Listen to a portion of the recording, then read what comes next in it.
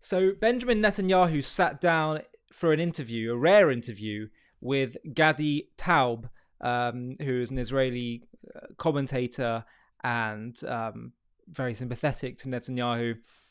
And he reveals some things about what President Biden told him when he was president, when he went after Iran, and what Biden threatened to do if he continued to let Israel go after Iran and other such things. He explained the extent of when Biden was talking about having some arms embargoes. It's really quite disturbing, actually. Really disturbing stuff. Now, I'm going to show you this clip, and this clip was aired in Hebrew. Netanyahu speaking in Hebrew, and I want to show you something really cool. Utilize some technology which basically dubbed this automatically into English. So this clip is Netanyahu speaking in Hebrew, but I used some software to dub what he's saying into English, and it's got an AI voice that sounds exactly like him. It's absolutely incredible. But anyway, the key thing is what he actually says, and I just thought I'd make it in English for everyone's sake. But have a watch. I told him, look, I respect the fact you are the President of the United States, and I am the Prime Minister of Israel, and I am responsible for the calibration of this country. And we did not wander the world. We did not make our long journey of 3,500 years to return to our homeland. It took about 2,000 years to return to our homeland, only to be defeated by Iran and its proxies. We have no choice. We're going in.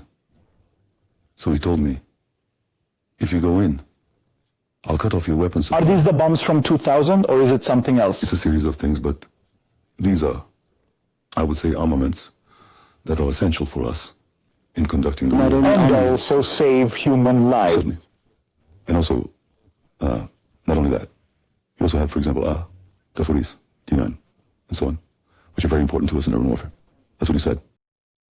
So he's talking about the 2,000-pound bombs. He's saying that actually it wasn't just about these 2,000-pound bombs that people spoke about that Biden was threatening to cut off, but he was threatening to cut all arms to Israel.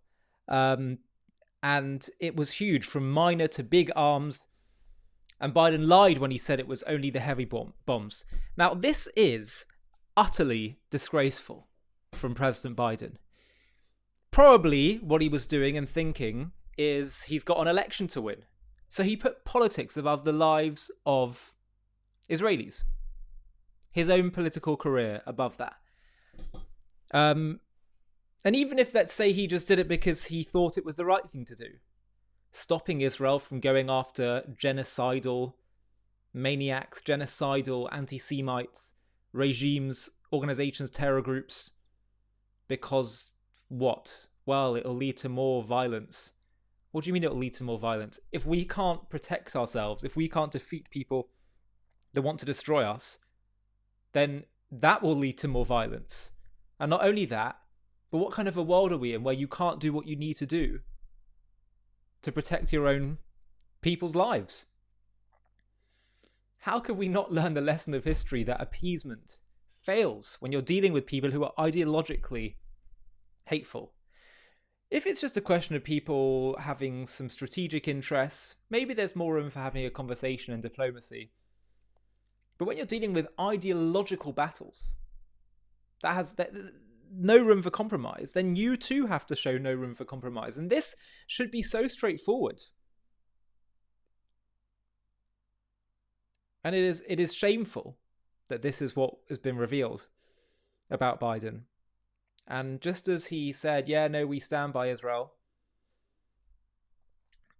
actions speak louder than words.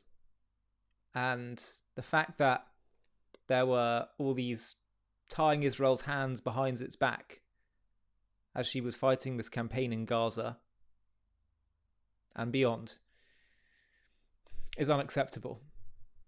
Now, the interesting thing is that this time we have a new president that said to Israel, rightly, do whatever you need to do. The question is, will Israel do whatever she needs to do?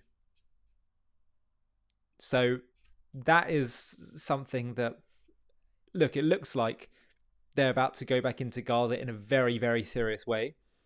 Minister Katz has just put out a statement to the residents of Gaza, saying his plans are already and approved, and that he's encouraging everyone else to rise up against Hamas, as we saw from the residents of Beit Lahia. But it's essential that Israel heeds the support of the new administration. Otherwise, what's the point of complaining about the fact that we don't have this support? The other thing that this issue brings to the fore is Israel's dependence on America or any other country. If a country is so dependent on another for supplying weapons or for their agreement to how they act militarily, they're not fully sovereign. And this is something that requires a lot of thought. Israel needs to be able to do whatever she needs to do to protect her people. And yes, we may think, well, we've got a positive American administration now. That lasts 4 years. It's not a wise strategy to be so dependent on someone outside. But also, given the fact that Israel's been given a green light by America, the question we have to ask is, why isn't she doing what she needs to do? Israel may well stop. We're hearing talks about Israel preparing to attack Iran, to go back into Gaza. If Israel doesn't, then Israel isn't fully sovereign because of forces within Israel. And that also needs reflecting on. Hi, thank you so much for watching. To watch another one, click here. To stay up to date with all our content, click here to subscribe. And if you're able to, you can help support JTV to grow and grow by clicking join below this video, where you can become a member and get perks including early access to videos and private live discussions with me. But most of all, you'll be partnering with us on our mission to change the world.